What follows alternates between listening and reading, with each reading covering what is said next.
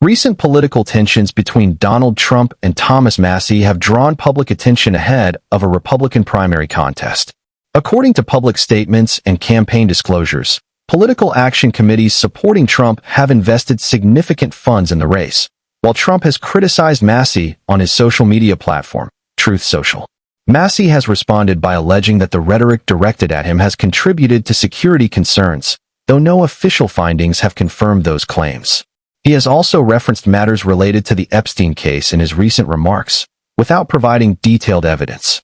Separately, Massie commented on media appearances by Pam Bondi and discussed a recent letter associated with her, framing his concerns within a broader political dispute.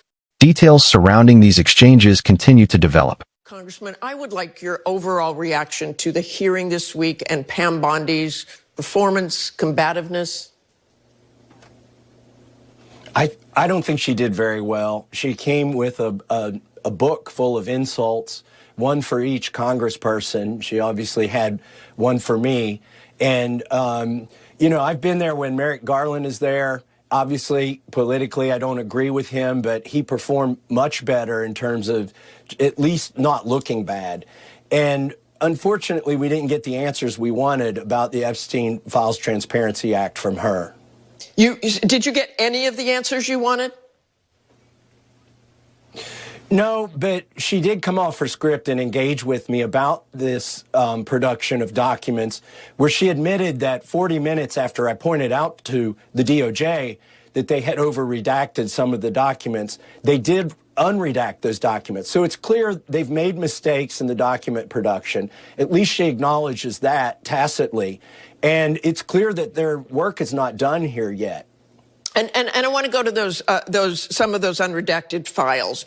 You and Congressman Ro Khanna said names of some of the men who were redacted shouldn't have been redacted. They then sent that back to you, and two of them were not redacted. But on Friday, Deputy Attorney General Todd Blanche accused you and Congressman Khanna of unmasking those people, saying they had nothing to do with Epstein or Maxwell.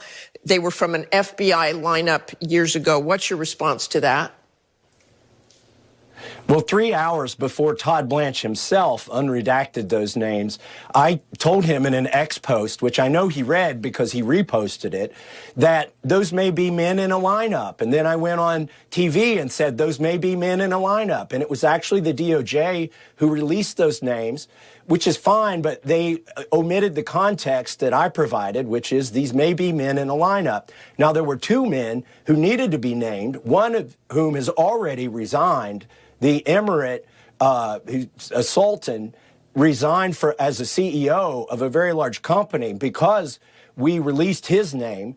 And there's another man, Leslie Wexner, I'll add him to the list with Jess Staley and Leon Black, who need to be investigated right now. They've appeared in these files. Leslie Wexner is the one who, Pam Bondi said, oh, he's appeared thousands of times in these documents. We're not covering up anything. But I pointed out to her, they redacted his name from the one document that says child sex trafficking co-conspirator. And my question is, who is the person at DOJ who redacted Leslie Wexner's name from a document titled Child Sex Trafficking with co-conspirator next to his name? Recent commentary has focused on media appearances by Pam Bondi, with critics questioning her references to stock market performance during a televised interview. Some analysts and commentators described the exchange as ineffective messaging, particularly after she cited figures related to the Dow Jones Industrial Average. Bondi has not publicly characterized her remarks as erroneous, and market data does not indicate the index reached the level mentioned. Observers have also noted similarities between her statements and broader messaging from Donald Trump regarding economic performance and matters related to the Epstein case. Separately, Thomas Massie has continued to reference issues connected to Jeffrey Epstein in public statements, arguing that transparency remains important. His recent comments have drawn attention amid ongoing political debate, though details surrounding his claims and their implications remain subject to further clarification. I am not suicidal. I eat healthy food. The brakes on my car and truck are in good shape. I practice good trigger discipline and never point a gun at anyone, including myself. There are no deep pools of water on my farm, and I'm a pretty good swimmer. Recent public statements by Thomas Massie have drawn attention after he posted a message emphasizing that he is not suicidal and outlining details about his personal safety. In the post, Massie suggested that any unexpected harm should be viewed with skepticism, referencing several public officials by name, including Pam Bondi, Kash Patel, Todd Blanche, and Donald Trump. He did not provide evidence to support allegations of wrongdoing, and those individuals have not publicly responded to the claims. Massie has also stated in interviews that some lawmakers feel political pressure when supporting or opposing legislation associated with Trump, though such assertions reflect his perspective and have not been independently verified. Separately, debate has continued over a letter released by Bondi to Congress concerning records related to Jeffrey Epstein. According to reporting and public discussion, the letter referenced various public figures, including Trump, Marilyn Monroe, Barack Obama, and Jill Biden. The context and criteria for those references remain subject to clarification, and no evidence has been presented linking several of the named individuals to wrongdoing. The broader political and legal implications of these developments are still unfolding.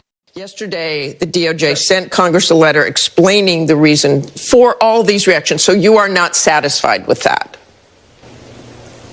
No, they're citing deliberative process privilege in order not to release some of the documents. The problem with that is the bill that Ro Khanna and I wrote says that they must release internal memos and notes and emails about their decisions on whether to prosecute or not prosecute, whether to investigate or not investigate.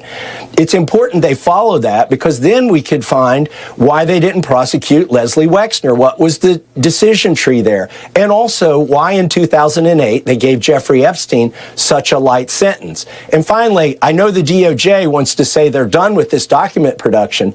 The problem is they've taken down documents before we were able to go over to the DOJ and look at the unredacted versions.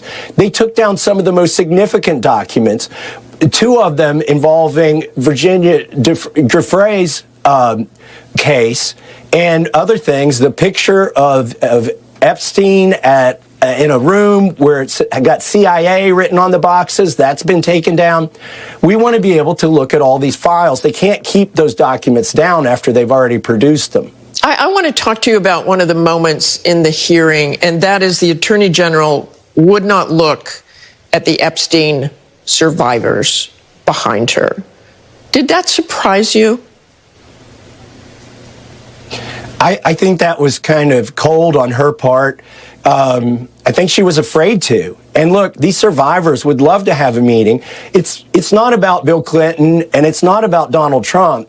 This Epstein Files Transparency Act was about getting these survivors justice. We've got some degree of transparency, but it's called the Department of Justice, not the Department of Transparency. And so what these survivors need, they need to see some of their own 302 forms, which haven't been released, and they also need to see some of the men that they've implicated prosecuted.